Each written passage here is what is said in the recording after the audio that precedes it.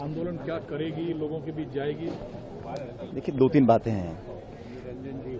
BJP की सरकार को 11 साल हो गए हैं केंद्र में शासन में आए हुए, और मुझे याद है प्रधानमंत्री जी का जो पहला भाषण था पार्लियामेंट के अंदर, उस टाइम उन्होंने कहा था कि ये नरेगा की जो योजना है ये यूपीए सरकार की मॉन्यूमेंटल मिस्टेक है, ऐतिहासिक भूल बताया था।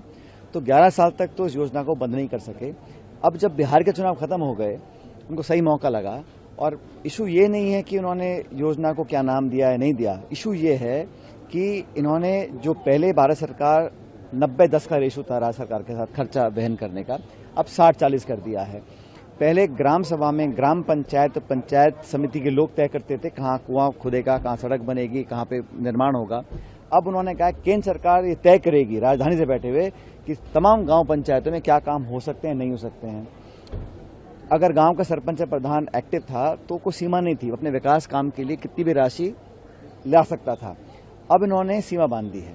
तो ये बजट कम करना, केंद्र सरकार की भागीदारी कम करना, जिस योजना को महात्मा गांधी के नाम पे चलाते थे उसका नाम बदल देना, इनकी नियत ये है और कि किसी तरह धीरे धीरे इसको समाप्त कर दिया जाए। और नरेगा एक ऐसा सुरक्षा कवच है जो लोगों को आर्थिक संबल देता था। जो सबसे गरीब इस देश में ग्रामीण क्षेत्र में लोग रहते थे, उनको अधिकार था, संवैधानिक अधिकार था 100 दिन के रोजगार का।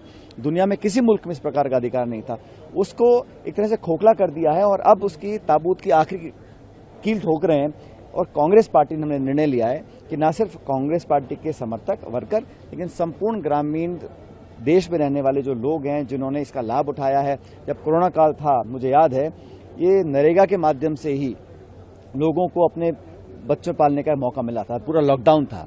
और जैसे राजस्थान से मैं आता हूं, वहां पर हजारों किलोमीटर सड़कों का निर्माण हुआ है, वहां कुएं खुदे हैं। ग्रामीण क्षेत्र में लोगों को न सिर्फ साधन उपलब्ध हुए हैं लेकिन उनको आमदनी का जरिया बना है।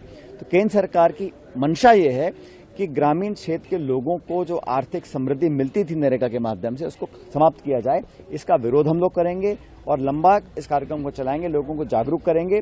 ये सीधा प्रहार है, ये गरीब के पेट पे और गरीब की जेब पर भाजपा सरकार ने सीधा प्रहार किया है। इसका हम विरोध करेंगे। अरावली पर भी कोई चर्चा हुई है? खत्म करने की कोशिश जो है वो की जा रही है, क्योंकि मल्लिकार्जुन खड़गे ने भी आज ये कहा है कि महात्मा गांधी की लेगेसी को खत्म करने की कोशिश जो है। देखिए, बापू इस देश के राष्ट्रपिता हैं। कोई कितना भी चाहे उनको हमारे मस्तिष्क से, हमारे जहन से, हमारे इतिहास से कोई उनको हटा नहीं सकता। और ऐसा करने की कोई कल्पना भी करता है तो बहुत बड़ी भूल करता है।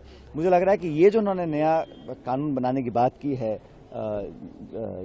नरेगा का नाम बदलकर, ये सिर्फ क्योंकि कांग्रेस की सरकार ने, मनमोहन सिंह जी ने, सोनिया गांधी जी ने इसकी परिकल्पना की थी। पूरी दुनिया में इसकी बड़ाई होती थी कि ऐसा कोई देश नहीं है जहां पर संवैधानिक अधिकार रोजगार का हो। और रोजगार कौन लेता है?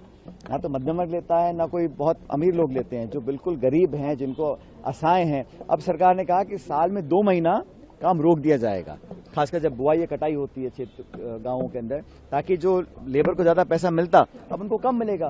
तो ये तमाम चीजें इस तरफ संकेत करती हैं कि ग्रामीण परिप्रेक्ष्य में रहने वाले परिवारों के लिए, खासकर महिलाओं, गरीब, दलित, पिछड़े, आदिवासी लोगों के लिए सरकार का एक तरह से दरवाजे बंद करने का उन्होंने ऐलान किया है। जैसे कि मैं सो रहा हूँ तो पिताजी को जगाना है मुझे, तो वो डायरेक्ट उठाने के बजाय, और हिंसा की परंपरा मेरे यहाँ नहीं थी सौभाग्य से, तो वो क्या करते थे कि उस कमरे में आ जाएंगे या बाहर से गुजरेंगे और चौपाई बोलेंगे, प्रात काल उठ गए रघुनाथा